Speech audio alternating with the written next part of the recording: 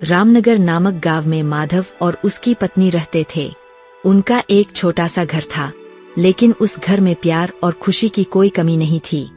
दोनों बहुत मेहनती थे। साल भर मेहनत करके वे अपनी आजीविका चलाते थे। आय कम थी, साधन सीमित थे, फिर भी वे जैसे तैसे खुशी से जीवन बिताते थे। एक शाम, माधव, आज की कमाई कुछ ज्यादा नहीं हुई। कोई बात नहीं, जब मेहनत ईमानदारी से हो रही हो तो वही सबसे बड़ी कमाई होती है।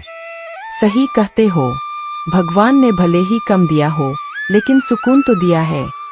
बिल्कुल, जब साथ और मेहनत हो तो किसी चीज की कमी महसूस नहीं होती। उस साल रामनगर में बारिश बहुत कम हुई, जिससे खेती को भारी नुकसान पहुंचा। फसल खराब होने के कारण उनकी आमदनी और भी कम हो गई। माधव, इस साल कम कमाई में गुजारा कैसे होगा? हाँ, हमें कुछ नया सोचना होगा। क्यों न हम थोड़ा सा पैसा निवेश करके कोई छोटा व्यवसाय शुरू करें? अच्छा विचार है, आज रात इस पर ठीक से सोचते हैं। रात में माधव ने उसकी पत्नी से कहा, कल हम कोई उपाय खोजेंगे, मेहनत से पीछे नहीं हटेंगे। हाँ, भगवान जरूर कोई रास्ता दिखाएंगे। अगले दिन जंगल में। अगले दिन दोनों जंगल गए। वहाँ उन्हें बहुत से सूखे पेड़ दिखाई दिए। माधव, इन सूखी लकड़ियों से कुछ बनाया जा सकता है क्या? हाँ, इनसे लकड़ी के खिलौने बनाए जा सकते हैं। तो चलो, उन्हें घर ले चलते हैं। घर पर माधव ने लकड़ी से एक छोटी सी गाड़ी बनाई और बाजार से रंग लेकर उसे सुंदर तरीके से रंग दिया। अरे वाह, यह खिलौना तो बहुत सुंदर बना है। हाँ, चलो ऐसे और खिलौने बनाते हैं। अगले दिन दोनों बाजार गए। ये खिलौने बहुत अच्छे हैं, अच्छे दाम मिलेंगे। हमारी मेहनत रंग ला रही है। हाँ, धीरे धीरे हमारा व्यवसाय खड़ा हो जाएगा। समय के साथ उनकी हालत सुधरने लगी और एक अच्छा व्यवसाय खड़ा हो गया।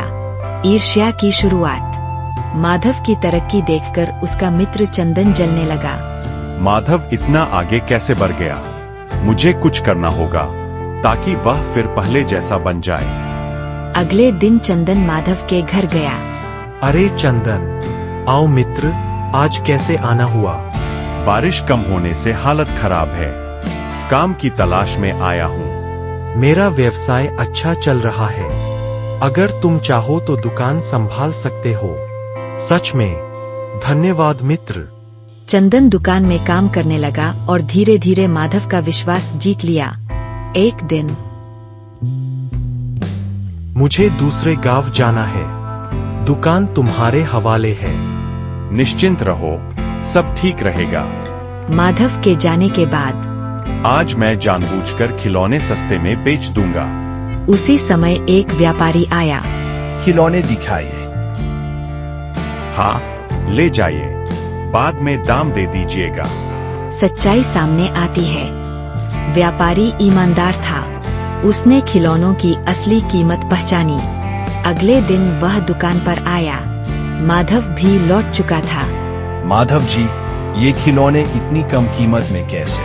इतनी कम? रुकिए, मैं चंदन से पूछता हूँ। चंदन, यह क्या हुआ? मुझे कीमत का अंदाजा नहीं था। यह जानबूझकर किया गया है। नहीं, मुझे अपने मित्र पर पूरा भरोसा है, वह ऐसा नहीं कर सकता। चंदन को जोर का झटका लगा। जिस मित्र ने मुझ पर भरोसा किया, मैंने उसी के साथ गलत सोचा। चंदन के मन में पश्चाताप और क्षमा का भाव आने लगता है। अगले दिन, माधव, मुझसे बहुत बड़ी गलती हो गई, मुझे माफ कर दो। मित्रता में माफी नहीं मांगी जाती। दोनों की आंखों में आंसू थे। कुछ समय बाद, अब मैं पूरी ईमानदारी से काम करूंगा।